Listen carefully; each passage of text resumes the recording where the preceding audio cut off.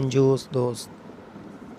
ہم 4 دوستوں کا ایک گروپ تھا، نہیں بلکہ 5 دوستوں کا۔ پہلے 4 اس لیے کہا تھا کہ ہم 4 دوست پارٹیاں اور ہلا گل وغیرہ کرتے تھے، لیکن 5واں عظمت خان تھا جو کہ اکثر پارٹیوں میں شریک نہیں ہوتا تھا، اس لیے اسے ہلا گلا کرنا اور خرچہ کرنا اچھا نہیں لگتا تھا، شاید اس لیے کہ وہ بہت کنجوس تھا۔ ہم اس کو بہت طعنے بھی دیتے تھے، لیکن وہ ٹس سے مس نہیں ہوتا تھا، پھر بھی بندہ دل کا اچھا تھا، اس لیے ہمارے گروپ میں کسی نہ کسی کھاتے میں شامل تھا۔ وہ ایک سردیوں کی یک بستہ رات تھی، میں اور میرا دوست عظمت بائیک پر کسی کام سے صدر کے لیے روانہ ہوئے۔ بائیک میری تھی سو میں ہی چلا رہا تھا۔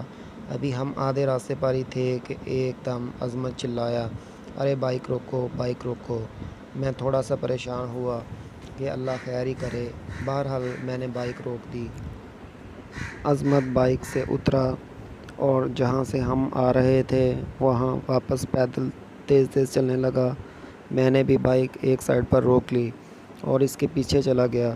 تھوڑی دور گیا تو ایک جگہ پر ایک سفید داڑھی والے ایک بوڑھے شخص کے پاس وہ رک گیا۔ اس کے سامنے کچھ کیلے رکھے ہوئے تھے اور تھوڑے سے سیب بھی تھے۔ جسم پر ایک پرانی سی موٹی چادر تھی اور پاؤں میں پرانے اور پھٹے ہوئے جوتے تھے۔ اس ٹھنڈی رات میں شاید وہ کسی گاہک کا انتظار کر رہے تھے۔ میں نے سوچا شاید عظمت میری جیب مارے گا۔ عظمت بابا جی کے پاس بیٹھ گئے اور ان سے سارے کیلوں اور سیبوں کا ریٹ پوچھا۔ بابا جی نے اس سب کی قیمت 300 روپے بتائی۔ عظمت نے کہا کہ بابا جی میرے ایک مجبوری ہے اور میں یہ سب چیزیں 1000 میں خریدوں گا، مہربانی کر کے یہ سب 1000 کی دے دیں، میری عزت کا سوال ہے۔ بابا جی یہ سن کر حیرت زدہ ہوئے اور پریشان بھی ہوئے اور کیلے اور سیب دینے سے انکار کر دیا۔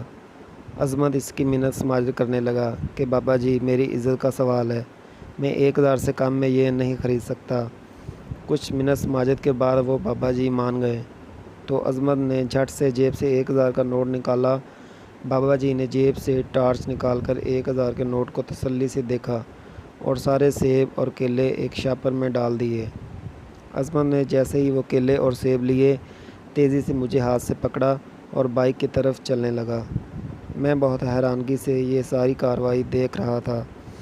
میں سمجھا کہ شاید عظمت نے اس بابا جی کو جعلی نوٹ دے دیا ہے۔